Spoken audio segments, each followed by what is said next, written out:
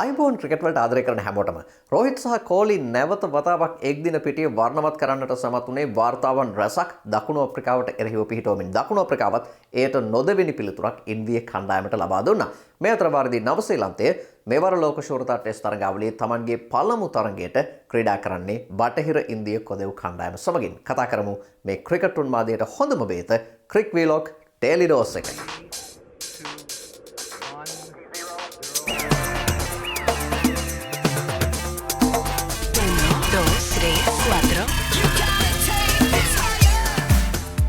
ඔබේ නිවසට හෝ ව්‍යාපාරයට අවැසි අලුත්ම ව්‍යායාම් සහ කාය වර්ධන මෙවලම් ඕනෑම කෙනෙකුට සරලන පරිදි වර්ග රැසකින් තෝරාගත හැකි අලවිසැල් මාදිවෙල ගාලුපාර කොළඹ 3 GS ස්පෝර්ට්ස් ව්‍යායාමයේ විප්ලවීය වෙනස.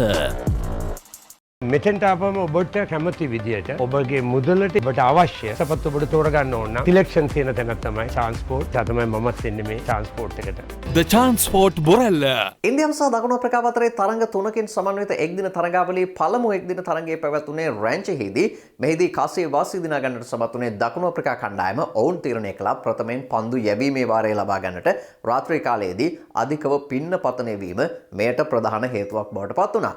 නමුත් ඉන්දිය කණ්ඩායම තමන්ගේ පන්දුවාර 50 අවසානයේදී ලකුණු 349ක් වාර්තා කරන්නට සමත් වුණේ විරාට් කෝලි සිය 52 වන එක්දින අන්තර්ජාතික ශතකය වාර්තා කිරීමත් සමගින්. ජයස්වාල්ගේ දැවියාමෙන් අනතුරුව පන්දු 109කින් ලකුණු 136ක සබඳතාවයක් ගොඩනගන්නට රෝහිත් ශර්මා සහ විරාට් කෝලි සමත් වුණා. විරාට් කෝලි ලකුණු 135ක් වාර්තා කරගත්තේ පන්දු 120ක් තුලදී. එයට 6 පහර 7ක් සහ 4 පහර 11ක් ඇතුළත් වුණා.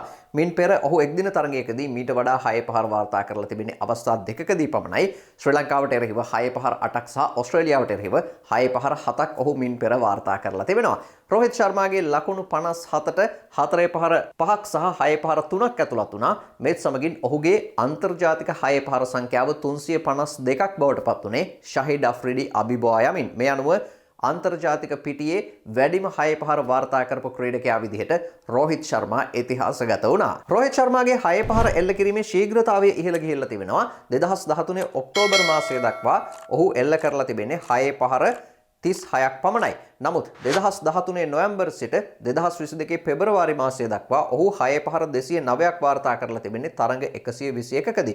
නමුත් 2022 මාර්තු මාසයේ සිට මේ දක්වා තරඟ 46ක් තුලදී ඉනිම 46ක් තුලදී ඔහු 6 පහර 107ක් වාර්තා කරලා තියෙනවා. මේ අනුව ඔහුගේ ඉනිමකට 6 පහර එල්ල කිරීමේ ශීඝ්‍රතාවය 2.33ක් දක්වා ඉහළ නැංවිලා තිබෙනවා. කෝලි සහ ශර්මා අතරේ ගොඩ නැගුණේ ඔවුන් අතර ගොඩ නැගුණු 20 වන ශතක සබඳතාව.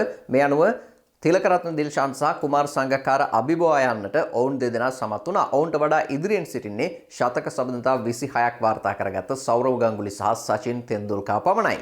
නායක KL රාහුල් පන්දු 56කින් ලකුණු 60ක් සහ රවීන්ද්‍ර ජඩේජා පන්දු 20කින් ලකුණු 32ක් වාර්තා කිරීමත් සමගින් කඩලු 8කට ලකුණු 349ක් ලෙසින් ඉන්දිය ලකුණු පූර්ව සටහන් වුණා. පන්දු යැවීමේදී කඩලු දෙක බැගින් ලබා ගන්නට මාකෝ යන්සන්, නන්ඩ්‍රෙබර්ග්, කොබින් බෝෂ් සහ ඔට්නීල් බාට්මන් සමත් වුණා. පිළිතුරෙනිම ආරම්භ කරපු දකුණු අප්‍රිකා කණ්ඩායමේ කඩලු 3ක් ලකුණු 11ක් වෙද්දී බිඳ වැටුනේ අර්ෂදීප් සිං සහ හර්ෂිත් රානාගේ දක්ෂ පන්දු යැවීම හමුවේ. කෙසේ වෙතත් රාත්‍රී කාලයේ ඇද වැටෙන පින්නත් එක්ක පන්දු යැවීම එතරම් පහසු වුණේ නැහැ.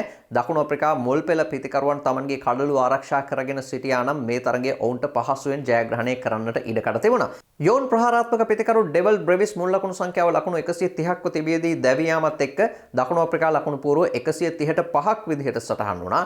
ඒ වෙද්දී ඔවුන්ට ජයග්‍රහණය සඳහා පන්දු 170කින් ලකුණු 220ක් අවශ්‍ය වුණා. මේ මොහොතේදී මැතිව් බ්‍රේඩ්ස්කි සමගින් එක් වුණු මාකෝ යන්සන් පන්දු 69කින් ලකුණු 97ක් එක් කරන්නට සමත් වුණේ දකුණු අප්‍රිකාවට ජයග්‍රහණයේ බලාපොරොත්තු දල්වා ළමින්. මෙහිදී මැතිව් බ්‍රේඩ්ස්කි පන්දු 80කින් ලකුණු 72ක් වාර්තා කරද්දී මාකෝ යන්සන් පන්දු 39කින් ලකුණු 70ක් වාර්තා කළේ 4 පහර 8ක් සහ 6 පහර 3ක් සමගින්. 34 වෙනි පන්දුවාරය ආරම්භ කරමින් කොල්දීප් යාදව් මේ ඉනිමේ ක්‍රියාත්මක කරපු දුර්වලම පන්දුව ක්‍රියාත්මක කළා. එයට ඉහළින් පහරක් එල්ල කරපු මාකෝ යන්සන් ඩීප් මිඩ් විකට් හි සිටි රවීන්ද්‍ර ජඩේජා රැකගත් උඩ පන්දුවක් සමගින් පිටින් ඉවත් වුණා. අයින් පන්දු දෙකකට පස්සේ මැතිව් බ්‍රීඩ්ස්කිගේ කඩුල්ල ලබා ගන්නට කොල්දීප් යාදව් සමත් වුණේ තරගයේ ටර්නින් පොයින්ට් එක සටහන් කරමින්. ඒ අනුව පන්දු 3ක් තුලදී සෙට් බැටර්ස්ලා දෙදෙනාම පිටියෙන් ඉවත් කරන්නට ඔහු සමත් වුණා.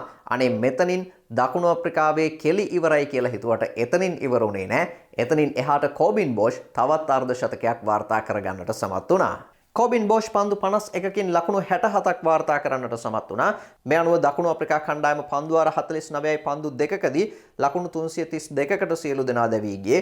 පන්දු 4කුත් ඉතිරිව තිබෙදී ලකුණු 17ක පරාජයක් උරුම කරගනිමින් අවසන් ප්‍රතිකරු ඔට්නිල් බාට්මන් පන්දු 6කට මුහුණ දුන්නා. ඔහුට ලකුණු ලබා ගන්නට හැකියාවක් ලැබුණේ නැහැ. තවත් එක පිතිකරුවෙකු සහයෝගයට හිටියා නම් දකුණු අප්‍රිකාවට ලකුණු 350 ඉලක්කය පහසුවෙන් හඹා යන්නට ඉඩකඩ තිබුණා. දකුණු අප්‍රිකා ඉනිමේ විශේෂත්වය බවට පත් වුණේ අංක 4 5 6 7 8 පිතිකරුවන් 5 දෙනාම ලකුණු 35ට වැඩියෙන් වාර්තා කිරීම සමස්ත එක්දින ක්‍රිකට් ඉතිහාසයේදීම අංක 4 සිට අංක 8 දක්වා සියලු පිතිකරුවන් ලකුණු 35ට වැඩියෙන් වාර්තා කරපු පළමු ඉනිම විදිහට මෙය සටහන් වුණා. පන්දු යැවීමේදී කුල්දීප් යාදව් ලකුණු 68කට කඩලු 4ක් ලබා ගනිද්දී හර්ෂිත් රාණා ලකුණු 65කට කඩලු 3ක් දවා ගන්නට සමත් වුණා. අර්ෂ්දීප් සිං කඩලු 2ක් සහ ප්‍රසිද් ක්‍රිෂ්ණා එක කඩුල්ලක් ලබා ගත්තා. 37 හැවිරිදි විරාත් කෝලි මේ තරගයේදී වාර්තා කරපු විශිෂ්ට ශතකයත් එක්ක ඔහු තරගයේ වීරයා සම්මානයෙන් පිදුම් ලැබුවා. ඔහු 44 වෙනි වතාවටයි තරගයේ වීරයා සම්මානයෙන් පිදුම් ලැබුවේ. ඔහුට වඩා වැඩියෙන් තරගයේ වීරයා සම්මාන හිමි කරගෙන සිටින්නේ සනත් ජයසූරිය සහ සචින් තෙන්දුල්කර් පමණයි. තරගයේ වීරයා විදිහට සම්මාන ලැබීමෙන් අනතුරුව ඔහු Tamanගේ සූදානම පිළිබඳව සඳහන් කළා. ඔහු ඉතාමත්ම වැදගත් දෙයක් කිව්වා. මේක ලෝකයේ ඕනෑම ක්‍රීඩකයෙකුට වැදගත් වෙන දෙයක්. ඔහු සටහන් කළා මම 100%ක් නෙවෙයි 120ක් තරගයේ වෙනුවෙන් දෙනවා.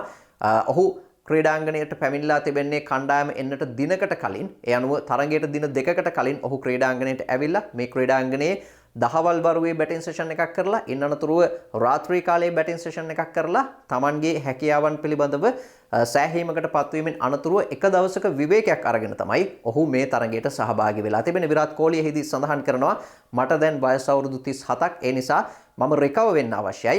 ඒ වගේම මම මගේ ෆිසිකලි මේ ගේම් එකට සූදානම් වෙනවට වඩා මෙන්ටලි තමයි සූදානම් වෙන්නේ. මම මේ ගේම් එක විෂුවලයිස් කරනවා කොයි විදිහටද දේවල් වෙන්න පුළුවන් කියන එක පිළිබඳව විෂුවලයිස් කරනවා.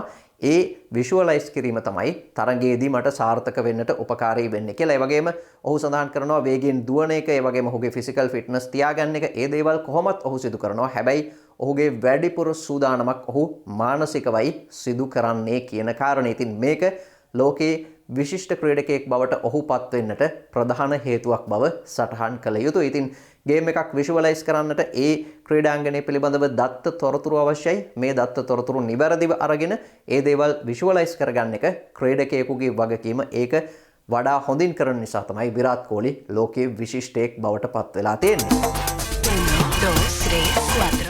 මාස 11ක විවේකයකින් පස්සේ නවසීලන්තයේ නැවතත් ලෝක ශූරතා ටෙස්ට් පිටියට පිවිසලා තිබෙනවා. ඔවුන් අවසන් වතාවට ලෝක ශූරතා ටෙස්ට් තරගාවලියේ තරගයකට ක්‍රීඩා කළේ පසුගිය දෙසැම්බරයේ ඒ එංගලන්ත කණ්ඩායම සමගින්. ඉන් අනතුරුව මේ දක්වා ගත වෙච්ච මාස 11ක කාලය තුලදී ඔවුන් ක්‍රීඩා කළේ සිම්බාබ්වේ කණ්ඩායම සමගින් පමණයි. සිම්බාබ්වේ කණ්ඩායම සමග ඔවුන්ගේ ෆුල් ටීම් එක ක්‍රීඩා කළේ නැහැ. යෝන් ක්‍රීඩකයන්ගෙන් සමන්විත කණ්ඩායමක් තරග දෙකකට ක්‍රීඩා කළා. මේ අනුව ප්‍රධාන ටෙස්ට් තරගාවලියකට ඔවුන් සහභාගී වෙන්නේ මාස 11කට පස්සේ.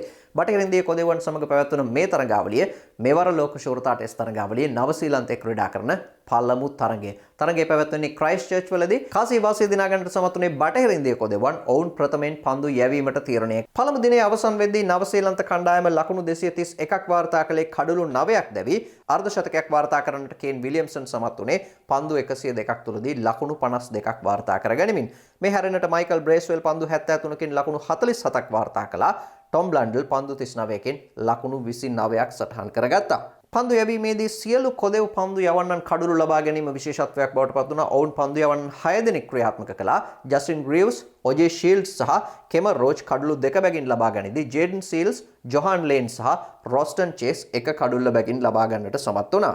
මේ අතරින් ඔජේ ෂීල්ඩ්ස් මේ තරගයේදී ටෙස්ට් වරම් දිනා ගන්නට සමත් වුණා.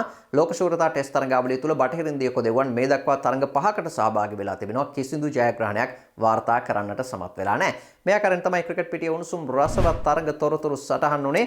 ඉතින් ක්‍රිකට් උන්මාදයට හොඳම බේත ක්‍රික් වීලොක් ඩේලි ඩෝස් එක හැමදාම ගන්න අමතක කරන්න එපා. අදට ගිහින් එන්න ජය වේවා හැමෝටම.